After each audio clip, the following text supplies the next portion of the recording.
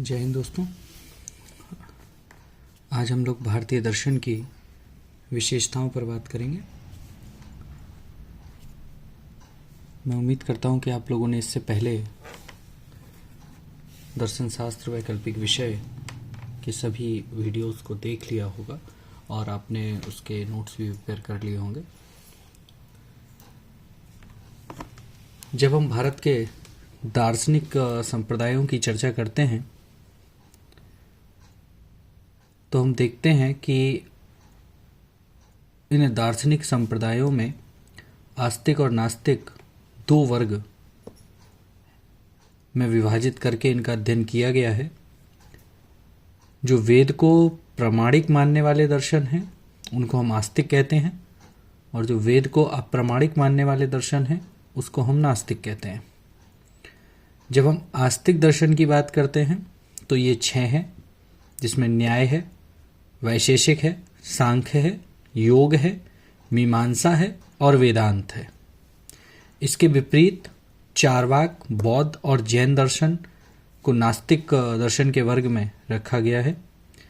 इन दर्शनों में अत्यधिक आपसी विभिन्नता है, किंतु मतभेदों के बाद भी इन दर्शनों में सर्वनिष्ठता का एक भाव है।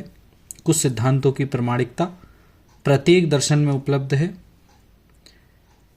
इस साम्य का कारण प्रत्येक दर्शन का विकास एक ही भूमि भारत में होना है, एक ही देश में पनपने के कारण इन दर्शनों पर भारतीय प्रतिभा, निष्ठा और संस्कृति की छाप अमिट रूप से पड़ गई। इस प्रकार भारत के विभिन्न दर्शनों में जो साम्य दिखाई पड़ते हैं उन्हें ही हम भारतीय दर्शन की विशेषताएं कह सकते हैं। ये विशेषताएं भारतीय विचारधारा के स्वरूप को पूर्णतः प्रकाशित करने में समर्थ हैं। इसीलिए इन विशेषताओं का भारतीय दर्शन में अत्यधिक महत्व है। यदि हम बात करें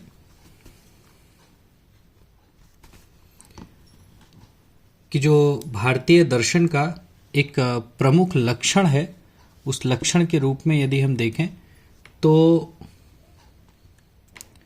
जो भारतीय दार्शनिक हैं उन दार्शनिकों ने संसार को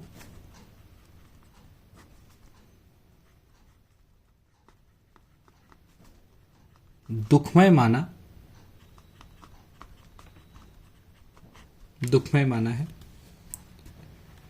इस प्रकार से हम कह सकते हैं कि दर्शन का जो विकास है वह विकास भारत में आध्यात्मिक असंतोष के कारण हुआ है। जैसे रोग, मृत्यु, बुढ़ापा, ऋण आदि इन दुखों के फलस्वरूप मानव मन में सर्वदा अशांति का निवास रहता है।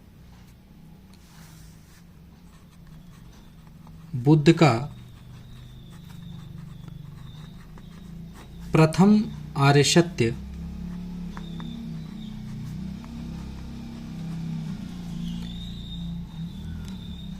में बतलाया गया है कि विश्व दुखात्मक है।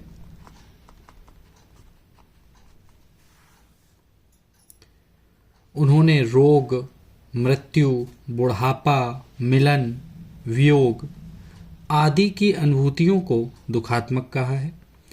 जीवन के हर पहलू में मानव दुख का ही दर्शन करता है। उनका यह कहना है कि दुखियों ने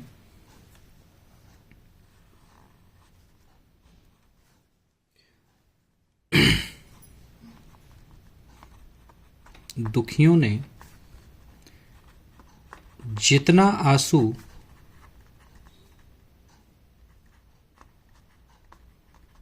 बहाया है,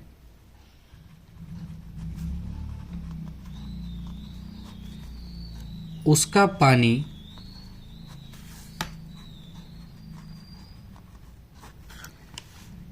समुद्र जल से भी अधिक है।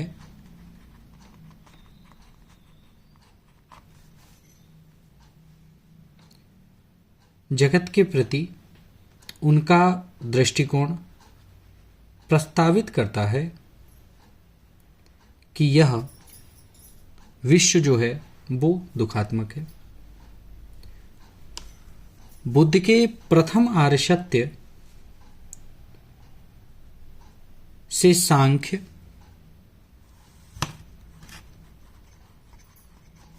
प्रथम आर्य सत्य से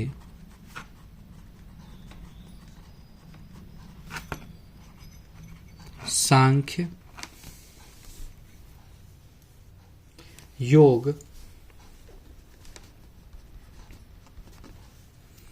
न्याय, वैशेषिक, शंकर, रामानुज, जैन सभी दर्शन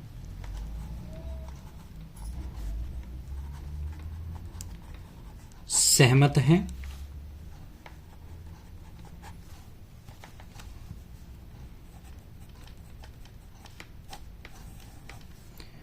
सांख्य ने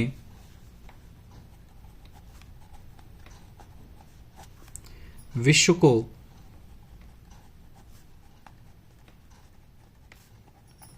दुख का सागर कहा।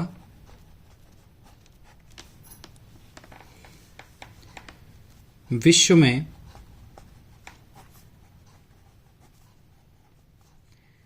तीन प्रकार के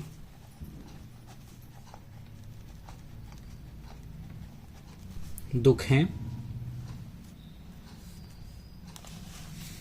पहला आध्यात्मिक,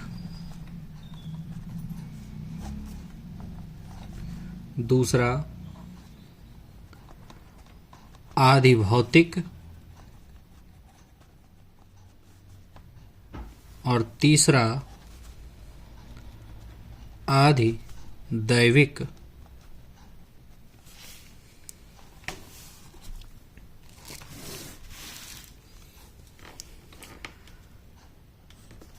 आध्यात्मिक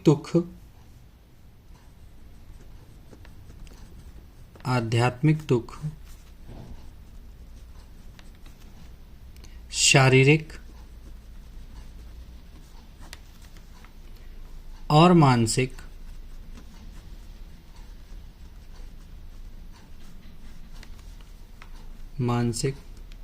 दुखों का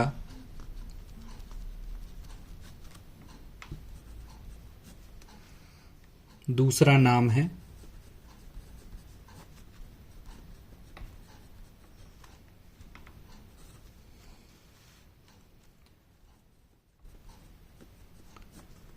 आदि भौतिक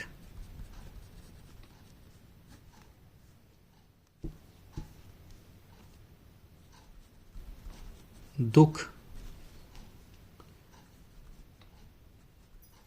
बाह्य जगत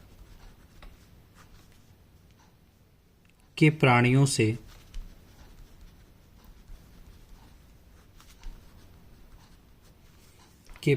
से जैसे पशु,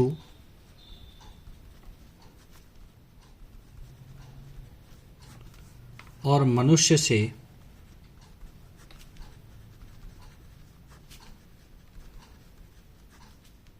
प्राप्त होते हैं।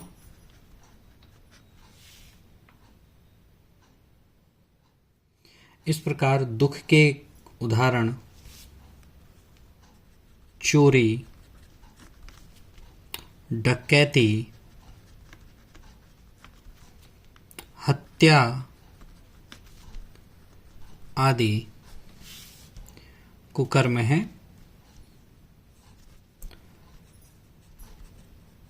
आधिदैविक दुख वे दुख हैं जो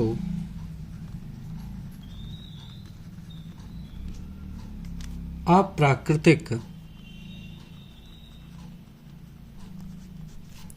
शक्तियों से प्राप्त होते हैं।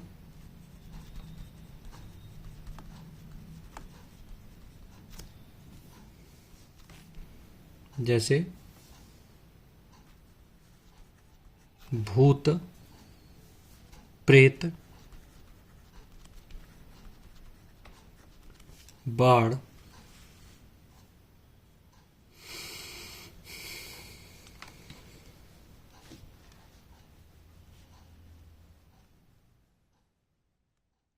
अकाल,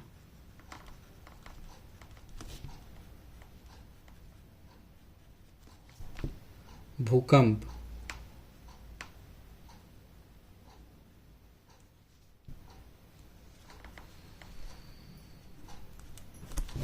आदि।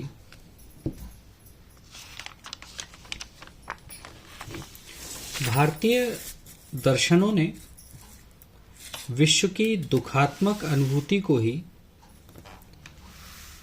विश्व की सुखात्मक अनुभूति को ही दुखात्मक कहा है।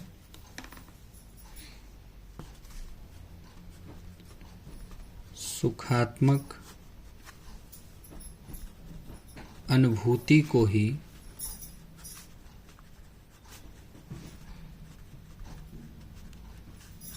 दुखात्मक कहा है। उपनिषद और गीता जैसे दार्शनिक साहित्यों में विश्व की अपूर्णता की ओर संकेत किया गया है।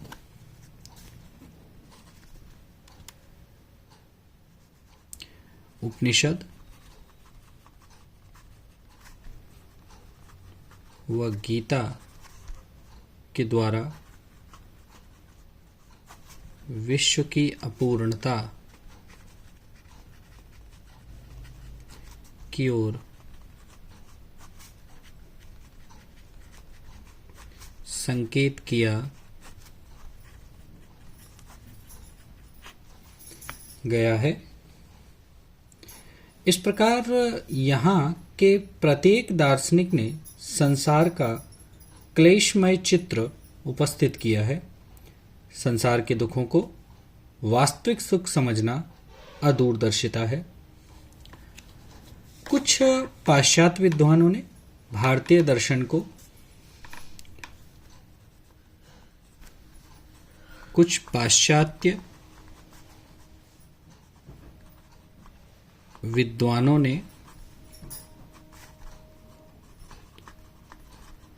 भारतीय दर्शन को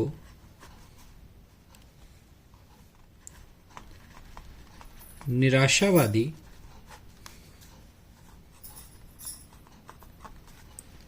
पेसिमिस्टिक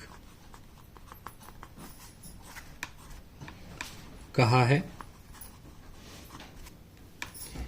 निराशावाद उस सिद्धांत को कहते हैं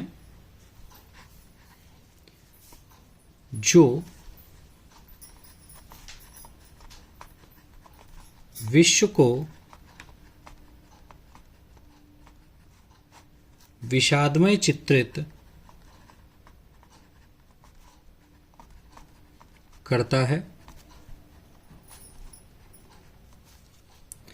निराशावाद के अनुसार संसार में आशा का संदेश नहीं है। विश्व अंधकारमय एवं दुखात्मक है। निराशावाद का प्रतिकूल सिद्धांत आशावाद है। आशावाद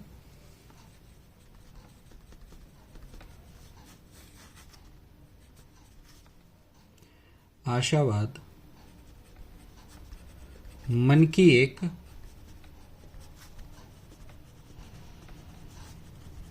प्रवृत्ति है जो विश्व को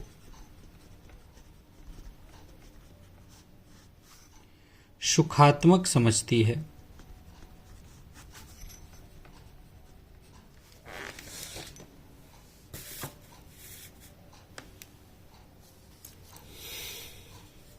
यूरोपीय विद्वानों का यह मत है कि भारतीय दर्शन निराशावाद से ओतप्रोत है। ठीक है, अथवा यह एक दोषारोपण मात्र है, इस बात पर हमें विचार करेंगे। आरंभ में यह कह देना उचित न होगा कि भारतीय दर्शन को निराशावादी कहना भ्रांतिमूलक है।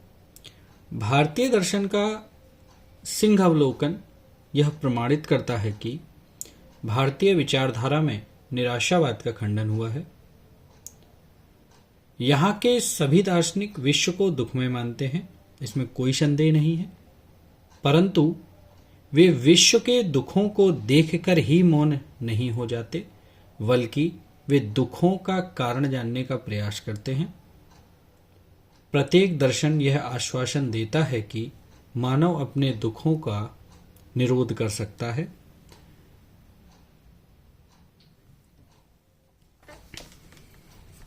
दुख निरोध को ही भारत में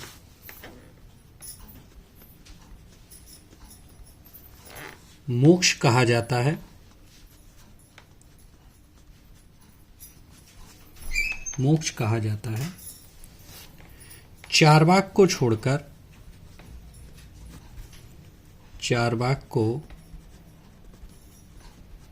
छोड़कर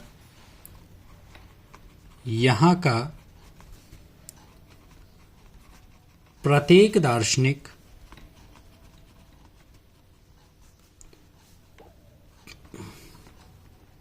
मोक्ष को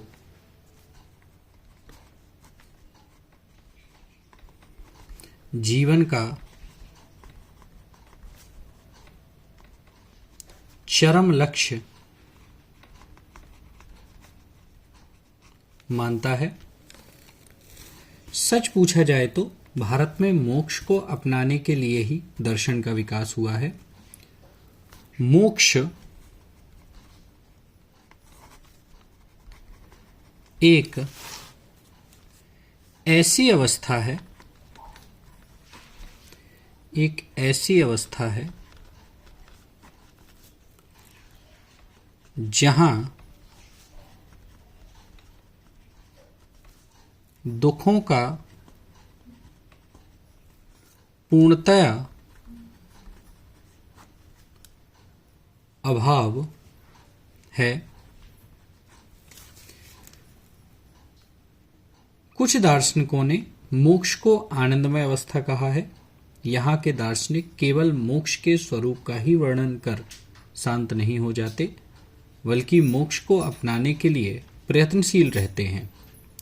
प्रत्येक दर्शन में मोक्ष को अपनाने के लिए मार्ग का निर्देश किया गया है। बुद्ध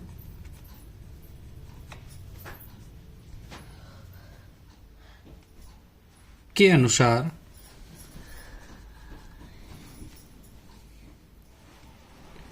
मोक्ष अष्टांगिक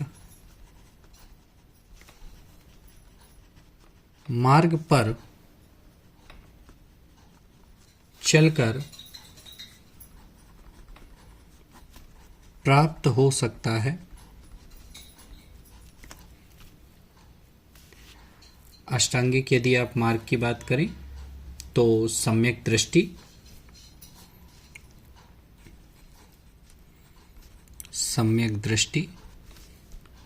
सम्यक संकल्प,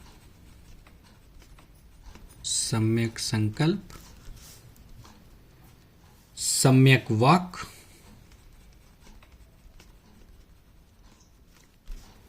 सम्यक कर्मांत,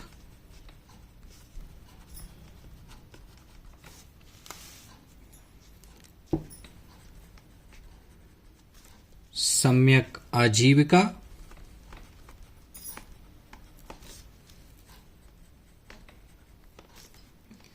सम्यक व्यायाम,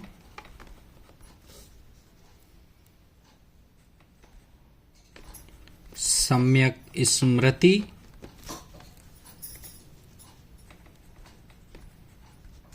सम्यक समाधि।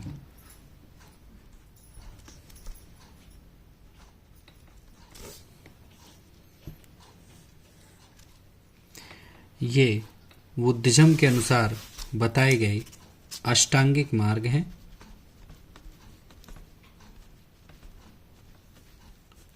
जिनके द्वारा आप मोक्ष अनुभूति प्राप्त कर सकते हैं।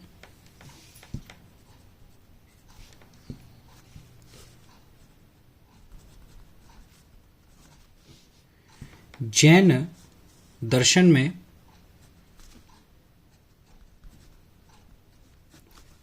मोक्ष को अपनाने के लिए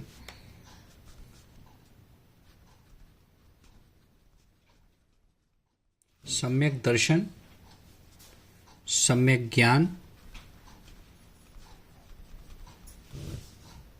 सम्यक चरित्र,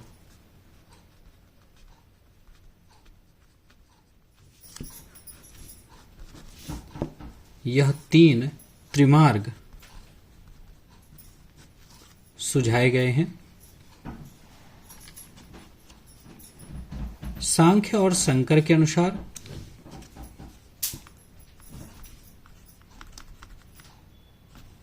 सांख्य व शंकर के अनुसार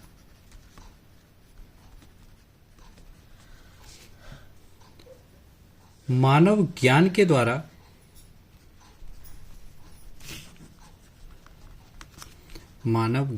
द्वारा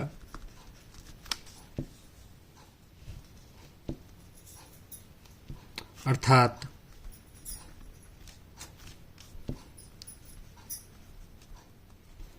वस्तुओं के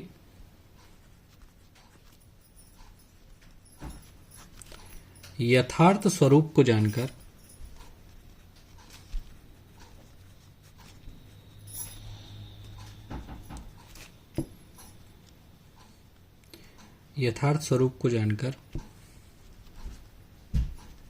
मोक्ष को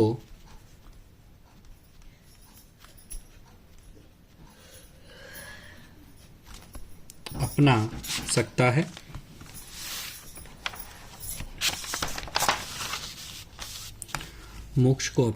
है।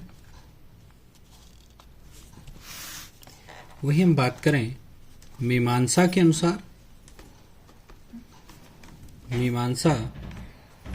अनुसार, मानव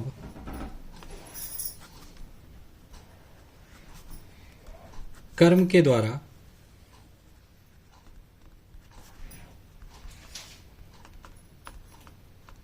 मोक्षावस्था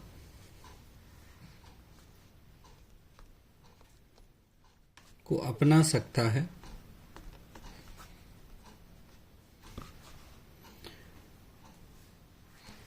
भारतीय दर्शन में मोक्ष और मोक्ष के मार्ग की अत्यधिक चर्चा है, जिसके कारण भारतीय दर्शन को निराशावादी कहना भूल है। प्रोफेसर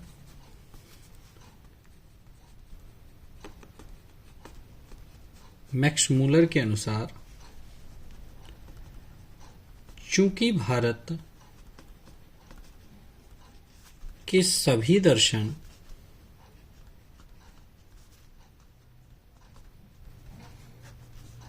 दुखों को दूर करने के लिए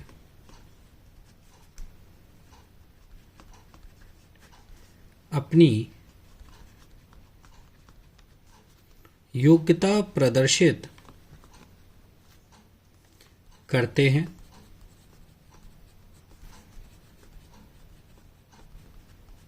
इसलिए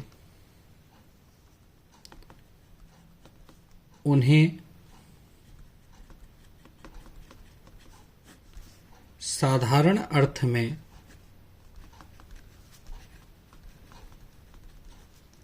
निराशावादी कहना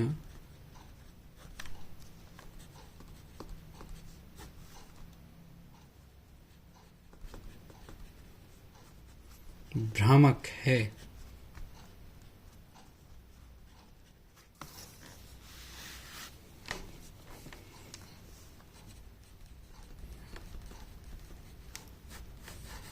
निराशावाद का अर्थ होता है कर्म को छोड़ देना।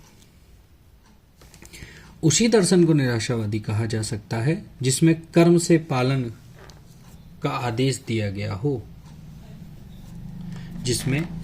उसी दर्शन को निराशावादी कहा जाता है जिसमें कर्म से पलायन का आदेश दिया गया हो। कर्म करने से आशा का संचार होता है। कर्म के आधार पर ही मानव अपने भविष्यत जीवन का सुनहरा स्वप्न देखता है। यदि निराशावाद का अर्थ लिया जाए कि आपको कर्म करना छोड़ देना है, तब भारतीय विचारधारा को निराशावादी कहना गलत होगा। यहाँ का प्रत्येक दार्शनिक कर्म करने का आदेश देता है।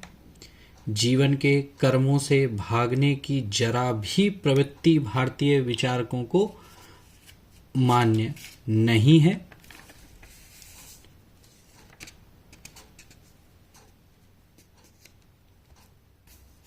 यदि हम शंकर को लें, बहुत ही अल्प अवस्था में उनकी मृत्यु हो गई, लेकिन सारा जीवन कर्म का उन्होंने एक अनोखा उदाहरण प्रस्तुत किया। महात्मा बुद्ध का जीवन भी कर्ममय रहा। भारतीय दर्शन को निराशावादी इसलिए भी नहीं कहा जा सकता कि यह आध्यात्मवाद से ओतप्रोत है। आध्यात्मवादी दर्शन को निराशावादी कहना गलत है।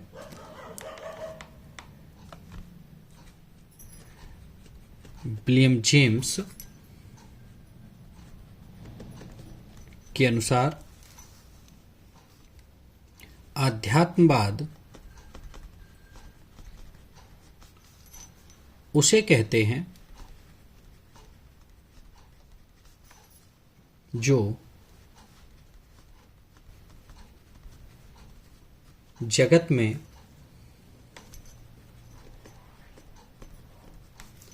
शाश्वत नैतिक व्यवस्था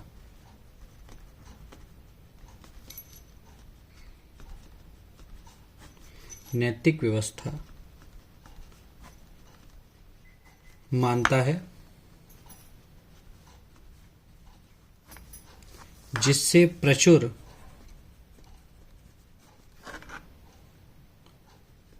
आशा का संचार होता है। भारतीय दर्शन के निराशावाद का विरोध भारत का साहित्य करता है। भारत के समस्त समसामयिक नाटक सुखांत हैं। जब भारत के साहित्य में आशावाद का संकेत है, तो फिर भारतीय दर्शन को निराशावादी कैसे कहा जा सकता है? आखिर भारतीय दर्शन को निराशावादी क्यों कहा जाता है? भारत का दार्शनिक विश्व की वस्तु स्थिति को देखकर विकल हो जाता है। इस अर्थ में वह निराशावादी है, परंतु वास्तव में वह निराश नहीं हो पाता। यह इससे प्रमाणित होता है कि निराशावाद भारतीय दर्शन का आरंभ है, अंत नहीं। भारतीय दर्शन का आरंभ निराशा में होता है, परंतु उसका अंत आशा में होता है। डॉक्टर राधाकृष्णन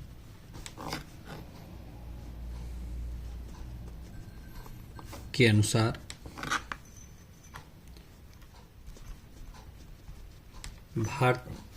भारतीय दार्शनिक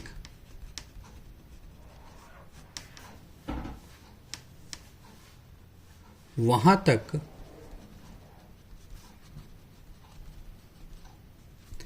निराशावादी हैं जहां तक वे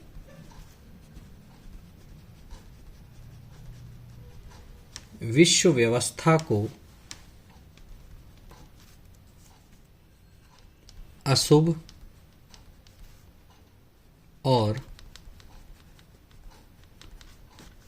मिथ्या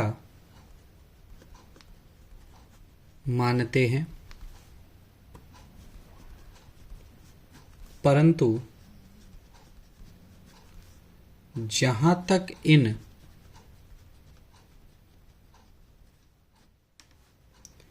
विषयों से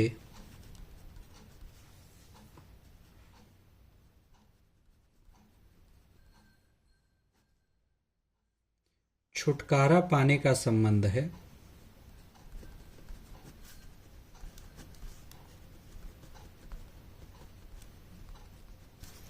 वे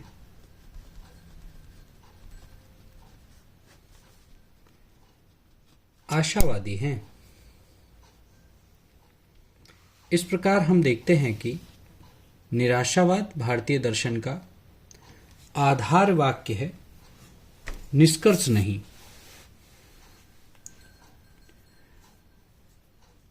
डॉक्टर देवराज और डॉक्टर तिवारी ने भारतीय दर्शन के निराशावाद की तुलना एक वियोगिनी से की है जो अपने प्रियतम से अलग है, परंतु जिसे अपने प्रियतम के आने का दृढ़ विश्वास है। उसी प्रकार भारतीय दर्शन आरंभ में निराशावादी है, परंतु इसका अंत आशावाद में होता है। दर्शन का आरंभ दुख से होता है, परंतु यहाँ के दार्शनिकों को दुख से छुटकारा पाने का दृढ़ विश्वास है। भारतीय दर्शन आरंभ में निराशावादी इसलिए है कि निराशावाद के अभाव में आशावाद का मूल्यांकन करना कठिन है। प्रोफेसर वोशांके के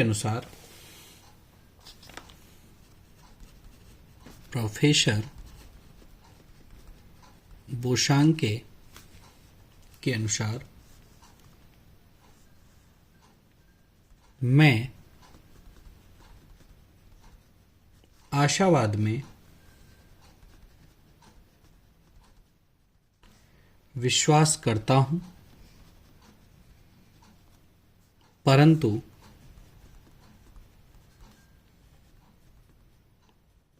साथ ही कहता हूं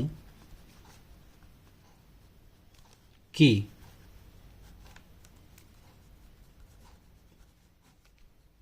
कोई भी आशावाद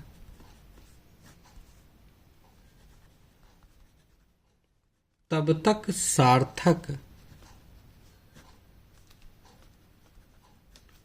नहीं है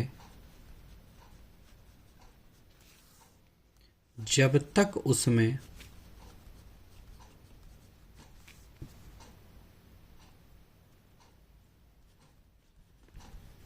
निराशावाद का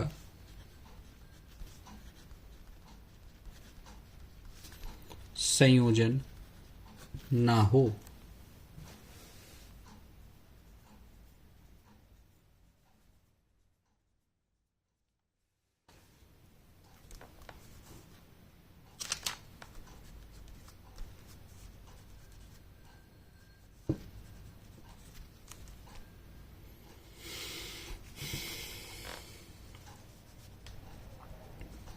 प्रोफेसर GH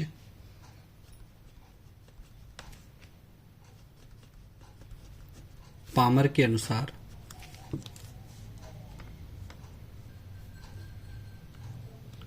आशावाद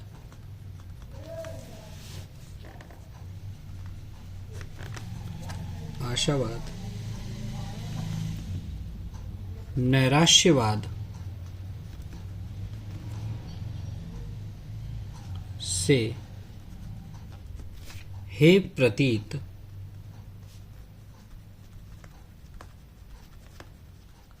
होता है।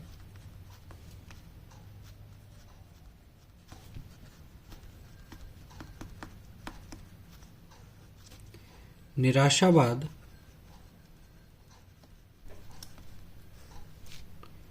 विपत्तियों से हमें सावधान कर देता है,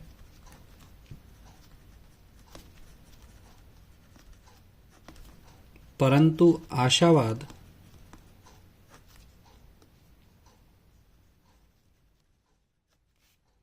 झूठी निश्चिंतता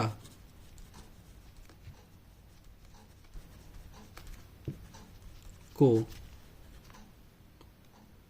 प्रश्रय